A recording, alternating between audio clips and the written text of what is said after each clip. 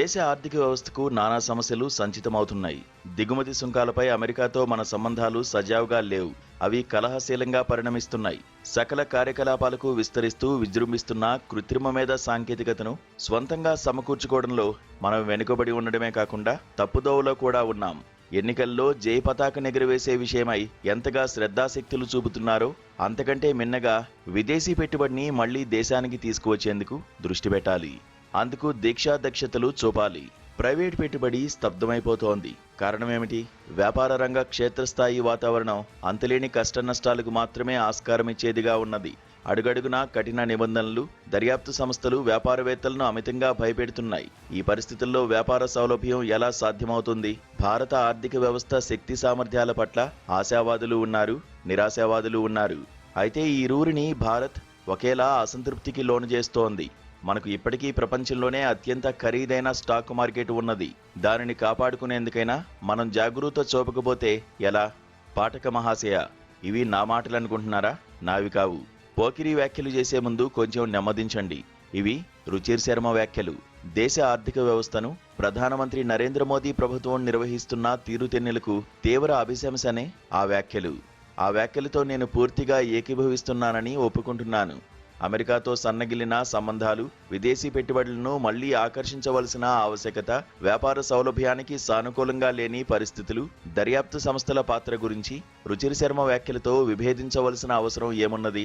ఆ విషయాలేవి ప్రజల దృష్టికి రావడం లేదు. పార్లమెంటరీ, ప్రజా చర్చల్లో వాటిని తెలివిగా ఉపేక్షిస్తున్నప్పుడు ప్రజలకు వాస్తవాలు ఎలా తెలుస్తాయి?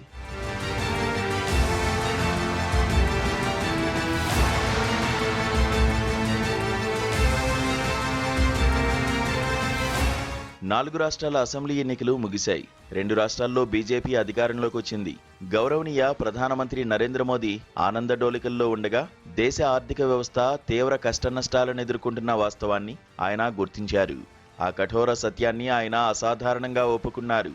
ప్రభుత్వం చేసిన తప్పులు, చేయని ప్రజాహిత పనులకు సంభవించిన, ఇంకా సంభవిస్తోన్న ఎనలేని కష్టనష్టాలకు ఉపశమనంగా ప్రజలు త్యాగాలు చేయాలని ప్రధానమంత్రి అభిలషిస్తున్నారు.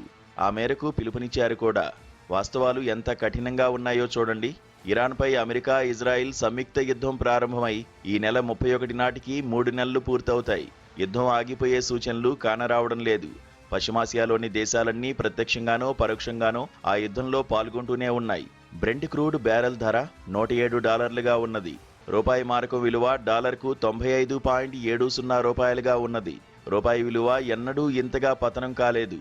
అధికారికంగా వినియోగదారుల సూచీ ద్రవ్యోల్బణం 3.5% కాగా ఆహార ద్రవ్యోల్బణం 4.33%. గృహ అవసరాల ఎల్పీజీ సిలిండర్ ధర $913 రూపాయలు కాగా కమర్షియల్ సిలిండర్ ధర $3077 రూపాయల నుంచి $3237 రూపాయల దాకా ఉంటోంది. WPI ద్రవ్యోల్బణం 8.3%. ఏప్రిల్ డిసెంబర్ 2025లో నికర విదేశీ పెట్టుబడి ఇలా ఉన్నది. విదేశీ ప్రత్యక్ష పెట్టుబడులు $300 కోట్ల కాగా విదేశీ సంస్థాగత పెట్టుబడులు $4.3 బిలియన్ కంటే తక్కువ. 2025-26 ఆర్థిక సంవత్సరంలో ప్రైవేటు మూలధన పెట్టుబడుల ప్రతిపాదనల మొత్తం విలువ 6.6 నుంచి 6.8 లక్షల కోట్ల రూపాయలు. 2025-26లో బంగారం దిగుమతుల విలువ $7,200 కోట్ల. ఏడాదికి 50 రోజుల పని కల్పించే గ్రామీణ ఉపాధి హామీ పథకాన్ని రద్దు చేసిన తర్వాత పేద ప్రజలకు లబ్ధి చేకూర్చే వేతన ఉపాధి కార్యక్రమం ఏదీ అమల్లో లేదు.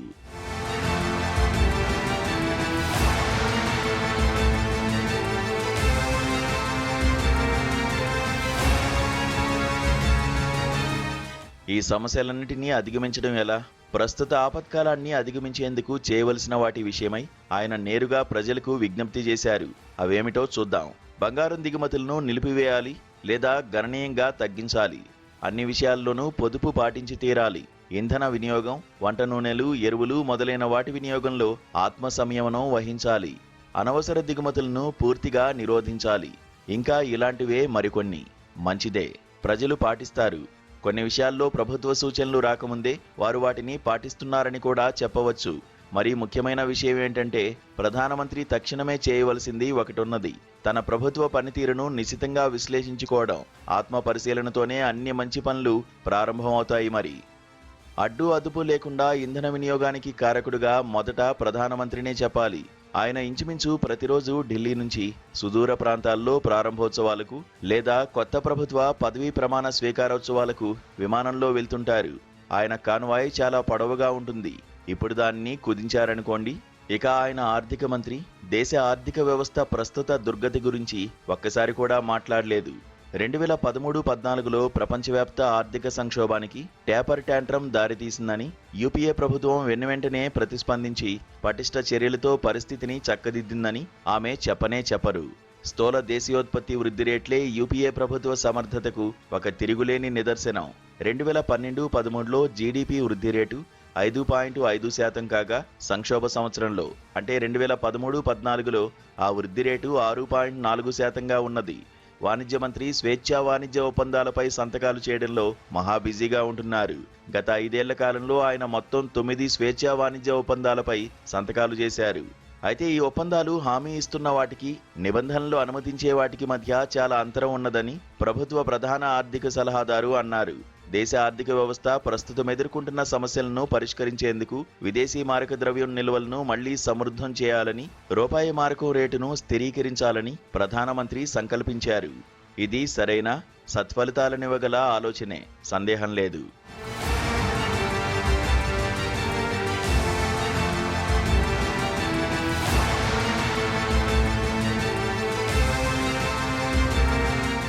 సరే, మళ్లీ రుచిర్ శర్మ వద్దకు వెళ్దాం. ప్రధానమంత్రి చేయవలసిన కృషి చాలా ఉన్నది.